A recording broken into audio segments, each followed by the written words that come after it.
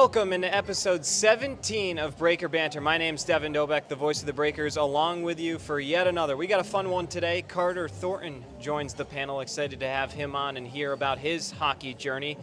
But our recap, last weekend, a tough one for the Breakers. After they won their weekend sweep the weekend before, they come last weekend, lose 6-3 at home against the Monroe Moccasins, and 7-6 in overtime on the road in Columbus on Saturday. Couple tough ones, but Aldi Nerland was a positive for the Breakers here this past weekend. He had 6 points in his first two games. It was really refreshing to see what Aldi could do out on that top unit. Excited to see what he does going forward.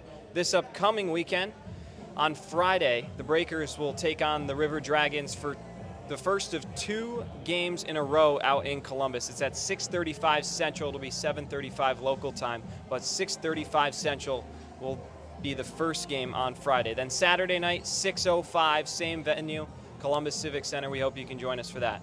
Then on Sunday, it'll be the first 3-3 for the Breakers. They'll travel to take on the Monroe Moccasins. That game will get going at 3 o'clock, a matinee during Sunday. So we hope you can join us for that on Breakers TV. Other housekeeping, Richard Colarusso has been released from the Breakers. We appreciate Rich and all his efforts wearing the Breaker blue. There are a few new defensemen on their way in, but we have not released it on the transaction, so we'll save that for this weekend. And stay tuned to our social medias to see our signing announcements. Our biggest announcement, if you've had a chance to be on our socials, is our Friendsgiving, November 26th. That's a Wednesday, the night before Thanksgiving. We're going to have $10 tickets. You can get these at the box office, or you can go on Ticketmaster and use code BBREAK in all caps, BBREAK, BBREAK,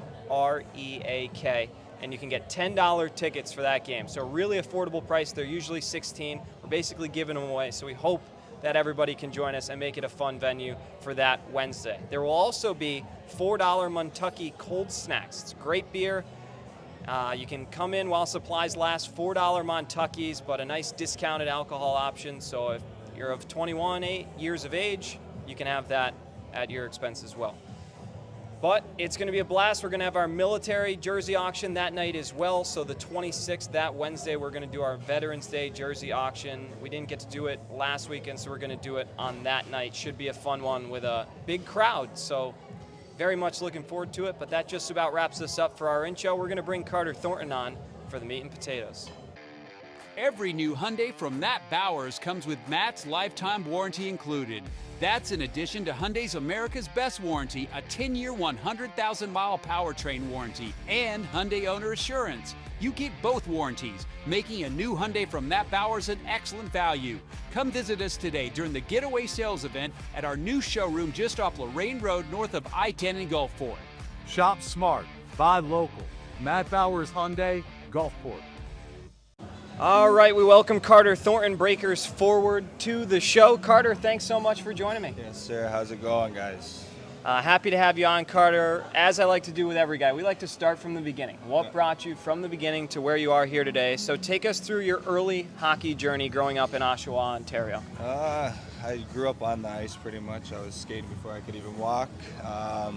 Started playing AAA when I was about 6 or 7 years old, and then played until I was like 15. Then went down to AA for 2 years, and then over to Ajax AAA my major midget year. Yeah, we're going to talk all about, especially your time with the Jacks, but going back even a little bit earlier, who taught you the game? Was it something that run in your family? We know you have a few relatives who are in the game, but who taught you the game? Pretty much myself, and then my dad's friend, and then my uncle. There's just three of us, me and my little cousin, and then my older uncle on my mom's side are the only hockey players. So it was my dad's friend that taught me how to skate and play hockey pretty much. Did you have a favorite NHL team growing up to get into it, or a favorite NHL player? Yeah, I was watching Washington Capitals, Alexander Ovechkin, of course, Semin, a couple guys, Backstrom. You mentioned your cousin, of course, Anson Thornton. You have a very close relationship with him. How do you help each other and stay connected on your respective hockey journeys? He's currently in the AHL of the Utah Mammoth, but pretty cool. You have a great relationship to stay in touch with. So Anson, he actually got me back into hockey after COVID. COVID was in Ontario for about 3 years, so I was going to stop playing. I'm about 3 years older than him, so I got a few years on him. So just seeing him sign at such a young age to the OHL and then to the NHL without even playing a junior game is pretty eye-opening. So I just thought I could jump back into it, and just with his help getting back into the gym, and he's helped me a lot in this journey for sure. And I understand you talk to him on the phone a decent amount. What are those conversations like? Is that just touching base with each of your journeys or bouncing ideas off of each other? How does that go? It's pretty much everything, just catching up about how he's doing, if he's up in Utah or back down in Tucson, or just how I'm doing over here, especially about me getting traded over here into the Breakers. But we just been staying in contact every day pretty much, just about the little things. So going back once again to your time in Port Perry with the Mojacks and the PJCHL, you have 48 goals, 50 assists, and 167 penalty minutes across your 79 games in 2 seasons there. Was that 2-year span where you felt your hockey journey could really take you somewhere? Yeah, for sure. Those 2 years, my buddy actually brought me back. I was working a full-time job, so then my buddy actually brought me back into junior hockey at 19, and then I just carried it on, and I did pretty good. And then COVID actually took my OA year, so once I lost that, that's where I started to slope downwards, and then got back into it because of Anson. Seems like he's had quite the impact on your life, and that's really cool to see within the family. Yeah. But I mentioned those 167 penalty minutes. What do you attribute that to? Is it your aggressive style of game or sticking up for your teammates? Where does that come from? Yeah, exactly. I try to play like a Brad Marchand. Not many people like him, but like it's if you have him on your team, you do like him. If you're playing against him, he's a little tough. But I've sort of gotten away from that game as of right now, so hopefully I get back to it for sure. How important do you see the physical element of your game? Because you said you pride yourself on being that guy that teams don't want to play against, but you want on your team. And you've gotten a little bit away from the physical play, but how does it round your game and make you a better player? It just makes me feel like I'm playing a full 110% game instead of just 75 or 85. I can get the boys going, get myself going. If I miss the net or something, I get upset with myself. So if I can go hit somebody the next shift or bring up the boys with that hit, then I'm doing my job at least 50% until I put that puck in the back of the net. And so you mentioned the break that you took from hockey around the COVID time after your time in Port Perry, but diving deeper into it, what went into your decision to get back and want to play the game again at a professional level? Just seeing how far my cousin took it at such a young age, and just working, honestly. Those 9 to 5s, you don't really want to do that. And I started at 19 years old, 18 years old, so not too young, but just doing those 9 to 5s, it wasn't for me. So I just had to get back on that ice and take away all the pressure that I was feeling in those jobs and stuff, and getting back into the game because that's the love of my life. So in 2023, you turned pro. You joined the Watertown Wolves in the FPHL. 2 full seasons there, very similar to your junior numbers, 42 goals, 53 assists across 107 games played. Watertown had their ups and downs, but how was your experience playing for them? Of course, your first pro team, and you had 2 long tenures there, which is rare at this point in the FPHL. So Watertown was like a second home for me straight from the jump. I went there about 2 weeks early. Penn's brought me in, and so I was up there before the season even started or even training camp, and it was my second home, and just playing in front of that like small rink, but there's so many fans in there, it just looks big. So it's just having all that support. It was just like having a second family all around outside of the rink as well. Looking back, do you feel as if there was some unfinished business in Watertown? Of course, you guys were at the top of the standings most recently last season before Charlie Penn's exited from the team, but it seemed like that group had a deep chemistry and a chance to go far. Do you feel any sort of uneasiness looking back at what could have been? Yeah, for sure. We had a good group in that room for sure. We were all. It wasn't just a little boys club here, boys club there. We were all one. It was just before Christmas, those 3 games, and we got that news. It was actually heartbreaking, to be honest, because it just the room took a whole shot. It wasn't just individually, it was everybody took a whole shot, from the top of the staff to our goalies, you know what I mean? So just now that we're back here, and we do have about 8 or 9 guys from that Watertown team, I'm sure we could bring it over here. it was definitely a sad thing that happened over in Watertown, because like I said, it is my second home. So just being over there and seeing all that happen, it was heartbreaking for sure. And I think it also speaks volumes to what Charlie Penn's means and his impact on a specific group. It was Watertown, now it's the Breakers, and he's trying to build that culture once again. We'll talk more about that in a bit. But this past offseason, you get drafted to the Topeka Scarecrows in the expansion. You play 7 games there, 3 points.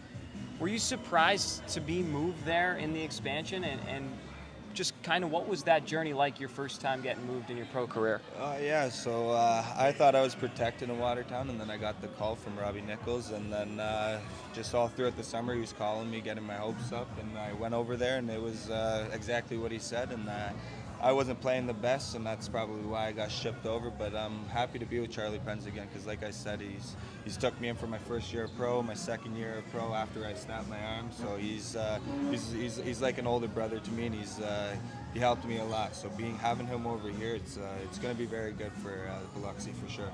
You mentioned your call with Robbie Nichols. How was your call with Charlie Penn's when he told you you're going to be a Breaker? I was really good. I was a little shocked because he just called me after Robbie had told me the news, but yeah, no, just hearing his voice and just how happy he was to get me over here. It's a little relief that I'm back with him. You know what I mean? So it helps with my self-esteem for sure. Played 4 games here in Biloxi. You have an assist. You're currently sitting at 99 points in your FPHL career. What would it mean to you to hit that 100-point milestone? I've been at it for a few games here. It's starting to take a toll, but I got to get it off my back, and that 100-point, it's going to, hopefully after that, I'm going to keep it rolling, but that 100-point is going to feel great for sure. As someone with a lot of games under their belt, you have over 100, well over 100 for that matter, and counting. But how can you shape this younger group here in Biloxi using the experiences you've had from your past? Just stay as one. Like it's a long season. Some people are gonna get hurt. Some people aren't gonna get hurt. Some people are gonna be traded. Some aren't. So it's just trying to stay one, meet those new guys, bring them into the family that we do have inside that change room, and just continue to keep it going day by day, week by week. What are your thoughts on the current state of the team? 3-5-1, but they've showed flashes. The offense has been incredible. You've got some teammates atop the league ranks in points. But where do you see this team going? Obviously, they need some defense and to keep the puck out of the net, but the offense is great, and it seems like there's potential. Where do you see them headed? Honestly, I think we're going to take it very far in this season. We just got to, like you said, we need some defense here. We do have some good defense. It's just we got to stay as 5 on the ice and not try to take it too far and rush things out, and just take it time by time and just try not to rush things, really. One of the biggest changes for you from Watertown to Biloxi has got to be the arena. You come from the Watertown Municipal Arena that can comfortably sit maybe 1,000 or 1,200 or so. Now you're playing in the largest venue in the league that can sit up to 8,500, maybe 9,000. But what do you make of the Coast Coliseum? Pretty cool venue to play at? Oh yeah, it's unreal. It's a whole shift, a whole 180 for sure from Watertown, and the rink is unbelievable. The staff are good there. It was a huge eye opener for sure. The crowds have been right around 2,000 fans a night here at the Coast Coliseum, but big crowds can have impacts on the game. Yep. As a player yourself, how can the fans directly impact the game going on with their energy and noise? Oh, the momentum change. It's especially like we get that 3-on-2 rush or whatever in the stands, or the fans start screaming up in the stands. It's we hear it down there on the ice, so it's especially when we kill a penalty or we score on a power play. Hearing that noise and hearing the building get loud, it's very, very good for our self-esteem for sure. Wrapping up here, Thorts, but what kind of culture is being cultivated? I always like to end by asking everybody that question. What is Charlie Penn's trying to do with this group, and how is it going to be the difference going forward this season? Trying to get a tough team here, a close-knit team for sure, and just like I said, stay as a one and not just an I, and just keep going, and just keep pushing each and every day, and play that tough game in full 60 minutes for sure. We're going to go a little off script here, Thorts, but one thing that I'd like to talk about is your time playing in Jamaica. Of course, you played in some regular season tournaments throughout a handful of games there in Jamaica. So take us through that experience on an international scale. So I've been on the team since they came around back in 2012. I would say it was talked about beforehand, but it was just ran out of Toronto, back in my hometown. It's playing with Team Jamaica. It's honestly been the most fun I've had in hockey in the 20 years I have been playing. It's instead of just one African American or having two or three, there's a whole room. So it's like there's not. You just feel at home type of feeling. I don't know. It's a weird feeling, but for sure it's to represent your country has got to be just really fulfilling. Exactly. So representing my grandmother, it feels it's a very heart feeling for sure. It's hard to explain for sure. Yeah, of course. That's the best feeling. Yeah, still. Exactly. Yes. And finally, Thorts, your message to the fan base. I'm happy to be here and hope to see you guys this Wednesday back at home. We're gonna go for away games these next 3 here, and we'll be back Wednesday and hope to see you guys soon. It's gonna be a fun one. $10 tickets. Remember that. I'll wrap it up on the post-game show. I think I'm on a broadcast. I'll be back to close up another episode of Breaker Banter, but Thorts, thanks so much for your time, and we really appreciate it. Thank you. Recharge your body. Reset your mind. Revive your spirit. At Revive and Thrive, every detail is designed to elevate your recovery and well-being. Unwind in our serene salt therapy room and float suite. Awaken your senses with the benefits of cold water immersion. Then, step into a custom-built sauna featuring soft Himalayan salt lighting for athletes, adventurers, and anyone ready to unlock the power of recovery. Discover the difference at reviveandthrivems.com. Big thank you to Carter Thornton for joining me on the panel here tonight. Really cool to hear about one of the new arrivals' hockey journey. He's really excited to be back playing for Coach Pens. It's going to be an awesome season seeing that speed. He's had a ton of scoring opportunities, but still has not found his first as a Breaker. Stay tuned this weekend. I have a feeling we might see it. But once again, recapping all of our happenings this weekend, 3 games. Columbus on Friday, 6:35 Central Time. Saturday, 6:05. And then the following Sunday, 3 o'clock. That one's against the Monroe Moccasins. So 2 against Columbus, and then the game against Monroe. Breakers currently sit 5th in the standings. Columbus is in 3rd. So there's some valuable 6 points on the line between those two. And Monroe's up in 2nd place. The Breakers 0-4 against them this season, looking to pull off a big upset on the road. So stay tuned for my call on Breakers TV.